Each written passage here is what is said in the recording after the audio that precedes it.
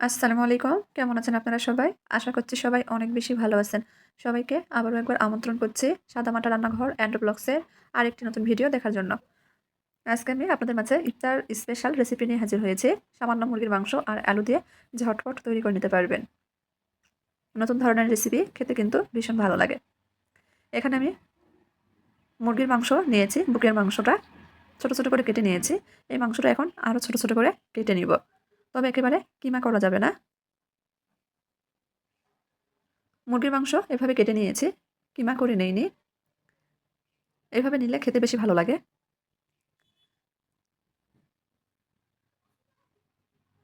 মাত্র ১০ মিনিটেই রেসিপিটা তৈরি করে নিতে পারবেন। ছোট থেকে বড় সবাই অনেক পছন্দ করে। মাংসটা এখন এক সাইডে রেখে দিচ্ছি। এর মধ্যে মাঝারি সাইজের একটা আলু খোসা ছাড়িয়ে গ্রেটারে গ্রেট করে নিয়েছি, দিয়ে দিচ্ছি। খুব ভালোভাবে আলুটা ধুয়ে নিয়েছি। চাইলে আলুটা কিন্তু কুচি করেও ব্যবহার করতে পারেন। দিয়ে দিব একটা ডিম। আজকে আমি অল্প পরিমাণ তৈরি করছি। আপনারা চাইলে একটু বেশি করে তৈরি করে নিতে পারেন।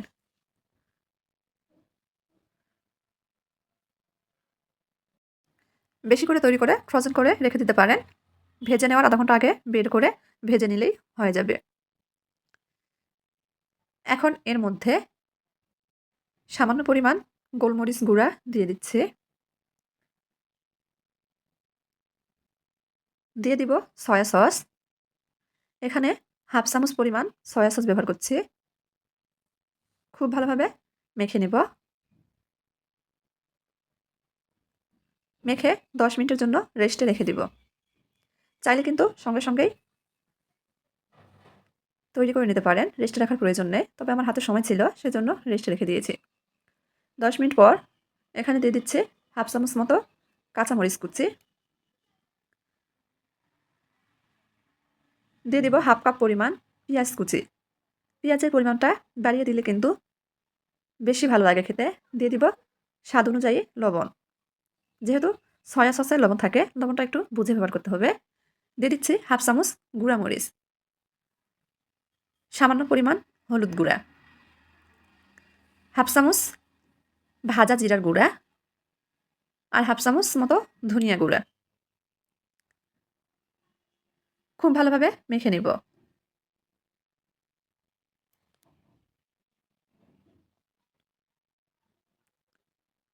যারা ভিডিও দেখছেন প্লিজ একটা লাইক দিয়ে পুরো ভিডিও দেখে নেবেন।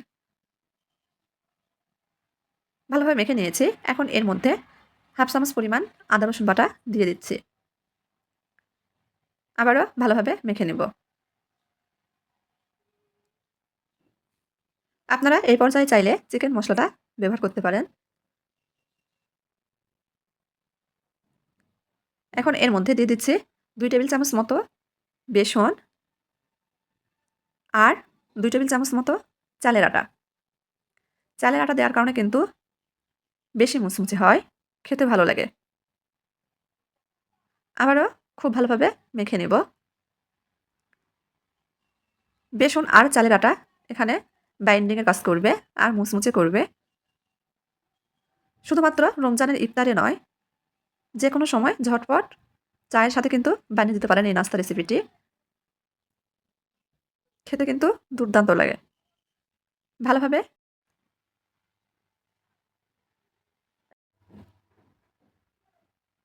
খুব ভালোভাবে মেখে নিয়েছি। এখন এর মধ্যে দিয়ে দিব ধনিয়া পাতা কুচি। আবারও ভালোভাবে মেখে নিব।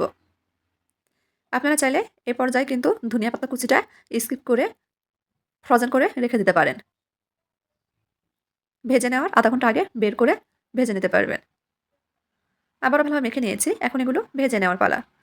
চুলার উপর আগে থেকেই পর্যাপ্ত পরিমাণ তেল গরম করতে বসিয়ে দিয়েছিলাম। তেলটা হালকা গরম হয়ে আসলেই পকোড়ার শেপে দিয়ে দিচ্ছি। চুলার আঁচ মিডিয়াম আঁচে কমিয়ে রেখে একটু সময় নিয়ে কিন্তু ভেজে নিতে হবে। আপনারা এটাকে চিকেন পকোড়াও বলতে পারেন। ২ বেসে এই পকোড়াগুলো ভেজে নিতে হবে। ১ম বেসে পকোড়াগুলো দিয়ে দিয়েছি।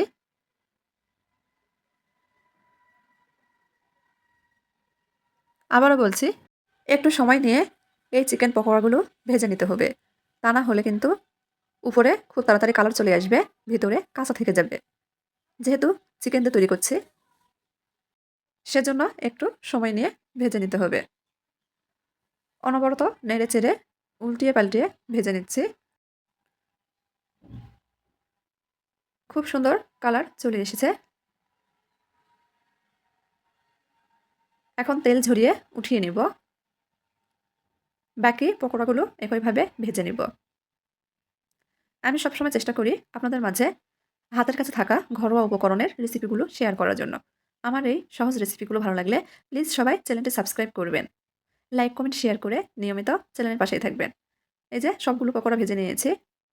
এখন একটা ভেঙে শেয়ার করছি যে কেমন হয়েছে।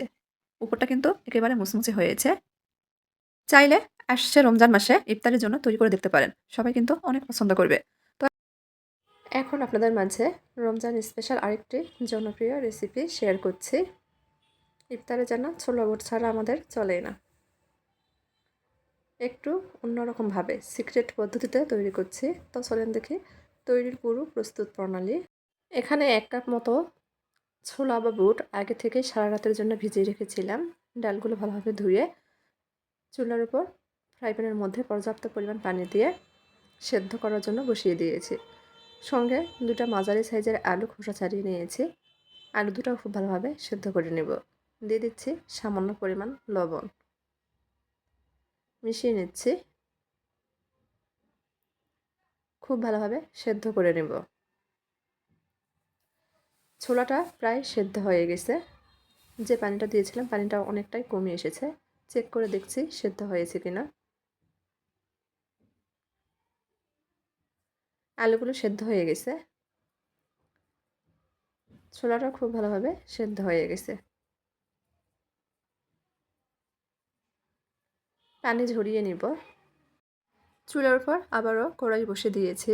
দিয়ে দিচ্ছি পরিমাণ মতো তেল। এখানে প্রায় 2 থেকে 2.5 টেবিল চামচ মতো তেল দিয়েছে। তেল গরম হয়ে গেলে হাফ চামচ মতো গোটা জিরা আর একটা তেজপাতা মাঝখান থেকে ছিঁড়ে দিয়ে দিয়েছি। কয়েক সেকেন্ড ভেজে নিব। ভাজা হয়ে গেলে বড় সাইজের একটা পেঁয়াজ কুচি দিয়ে দিয়েছি। পেঁয়াজটা খুব ভালোভাবে ভেজে নিব। পেঁয়াজ যখন নরম হয়ে আসবে তখন এর মধ্যে একে একে গুঁড়া মশলা অ্যাড করছি। স্বাদ মতো লবণ, হাফ চামচ হলুদ গুঁড়া, হাফ চামচ ভাজা জিরার গুঁড়া, হাফ চামচ ধনিয়ার গুঁড়া, প্রায় 1.5 চামচ মতো গুঁড়া মরিচ, 1 চামচ আদা রসুন বাটা। খুব ভালোভাবে নেড়েচেড়ে মিশিয়ে নিয়েছি। মশলাটা কষানোর জন্য পানি ব্যবহার করছি। মশলাটা খুব ভালোভাবে কষিয়ে নেব মশলা থেকে তেল ভেসে ওঠা পর্যন্ত। মশলা থেকে তেল ভেসে উঠেছে। এর মধ্যে দিয়ে দিচ্ছি আগে থেকে টুকরো করে রাখা বড় সাইজের একটা টমেটো। মশলার সঙ্গে টমেটো খুব ভালোভাবে কষিয়ে নিব। টমেটো খুব ভালোভাবে সেদ্ধ হয়ে গেছে। এখন আগে থেকে সেদ্ধ করে রাখা আলুগুলো হাত দিয়ে এভাবে আধা ভাঙা করে দিচ্ছি। একেবারে কিন্তু মেশ করে ফেলে নে।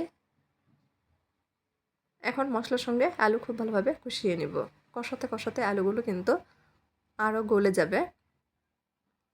আবারও খুব ভালোভাবে কষানোর জন্য সামান্য পরিমাণ পানি ব্যবহার করছি।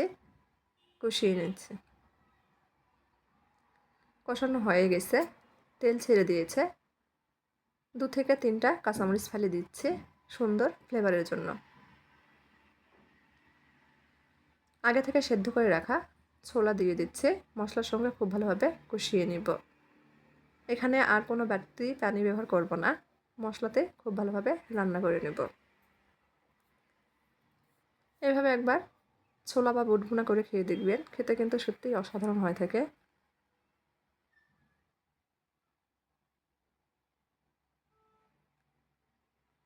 রান্না হয়ে গেছে। চাইলে এই পর্যায়ে কিছুটা পরিমাণ ধনিয়া পাতা দিয়ে পরিবেশন করে নিতে পারেন।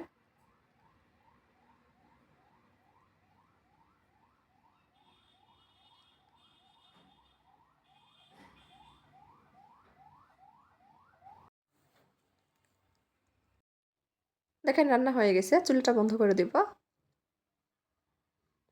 পরিবেশন করে নেব। এখন আপনাদের মাঝে আরেকটি ইউনিক ইফতার রেসিপি শেয়ার করছি। ঘরে যদি 2টা ডিম থাকে, ডিম আর হাতের কাছে থাকা কয়েকটা উপকরণে ঝটপট 10 মিনিটে তৈরি করে নিতে পারবেন। খেতে কিন্তু ভীষণ ভালো লাগে। এখানে একটা বোল নিয়েছি, বোলের মধ্যে হাফ কাপ মতো পেঁয়াজ কুচি দিয়ে দিব 2টা মতো কাঁচামরিচ কুচি, স্বাদ মতো লবণ, সামান্য পরিমাণ হলুদ গুঁড়া, সামান্য পরিমাণ গুঁড়া মরিচ, ধনিয়ার গুঁড়া, জিরার গুঁড়া, সব কিছু আমার পরিমাণ মতো দিয়েছি। এখন খুব ভালোভাবে মেখে নেব। মেখে নিয়েছি, দিয়ে দিচ্ছি এর মধ্যে বেশ কিছুটা ধনিয়া পাতা কুচি। আবারও আলতো হাতে মেখে নিয়েছি। এখানে আগে থেকে একটা বাটিতে 2টা ডিম ভেঙে রেখেছিলাম, দিয়ে দিচ্ছি। খুব ভালোভাবে মেখে নিব। ইফতার বা নাস্তা তৈরি করার জন্য ডিমের মিশ্রণ তৈরি, সাইডে রেখে দিব।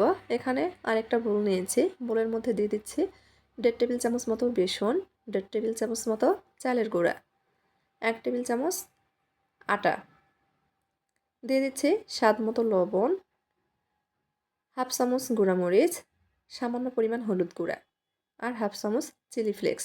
শুকনো উপকরণ নেড়েচেড়ে মিশিয়ে নিয়েছি। মিশানো হয়ে গেলে অল্প অল্প করে পানি দিয়ে ব্যাটার তৈরি করে নেব।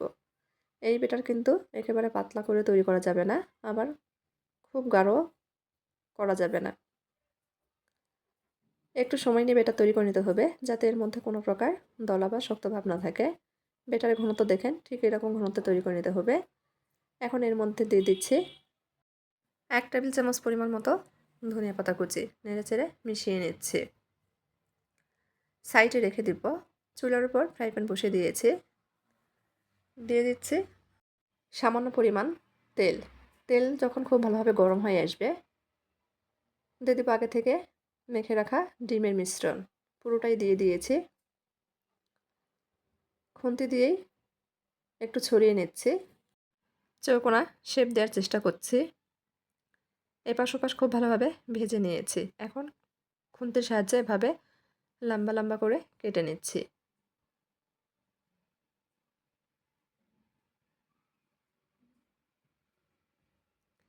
ডিম ভেজে নেওয়া হয়ে গেছে, উঠিয়ে নিব। ডিমটা হালকা ঠান্ডা করে নেব। এখন আগে থেকে তৈরি করে রাখা ব্যাটার আবার একটু ফেটিয়ে নিয়েছি। চুলার উপর ফ্রাই প্যান বসিয়ে দিয়েছি। পর্যাপ্ত পরিমাণ তেল দিয়ে খুব ভালোভাবে গরম করে নিয়েছি। এখন ভেজে রাখা ডিমগুলো ব্যাটারের মধ্যে দিয়ে এপাশ ওপাশ খুব ভালোভাবে ব্যাটার লাগিয়ে নিয়ে সরাসরি গরম তেলের মধ্যে ছেড়ে দিব। চুলার আঁচ এ পর্যায়ে মিডিয়ামে চেয়ে কমিয়ে রেখেছি। একটু সময় নিয়ে উল্টে পাল্টে ভেজে নেব। এক্ষেত্রে কিন্তু অনেক মুচমুচে হবে। নাস্তাগুলো কিন্তু অনেকটা ফুলকো আর মুচমুচে হয়, ভেতরে একদম ডিমের পুরে ভরা। আপনারা শুধুমাত্র ইফতারে না, সকাল বিকালে নাস্তার জন্য ঝটপট তৈরি করে নিতে পারবেন।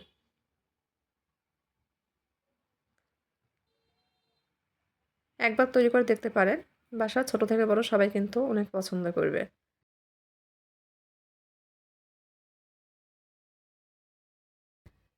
তো কেমন হয়েছে আজকের রেসিপিগুলো অবশ্যই কমেন্ট করে জানাবেন। আর যদি একটু ভালো লেগে থাকে তাহলে দয়া করে সবাই চ্যানেলটি সাবস্ক্রাইব করবেন। লাইক কমেন্ট শেয়ার করে নিয়মিত চ্যানেলের পাশে থাকবেন।